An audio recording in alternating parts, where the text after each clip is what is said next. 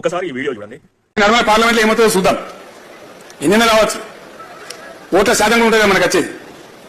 ఒకటి మనకు 11 వస్తాయని చెప్పింది, ఇంకోటి 1 వస్తుందని చెప్పింది, ఇంకోటి 2 నుంచి 4 వస్తాయన్నాడు. ఇది పెద్ద గ్యాంబ్లింగ్ లాగా అయిపోయింది. దాని మీద సట్టా బజారు, శత్రులు కట్టుడు, వెహికల్ కట్టుడు, ₹1 చేతులు మాడు, ఇదో పెద్ద గోల్మాల్ కంపెనీ అయిపోయింది. సరే చూద్దాం.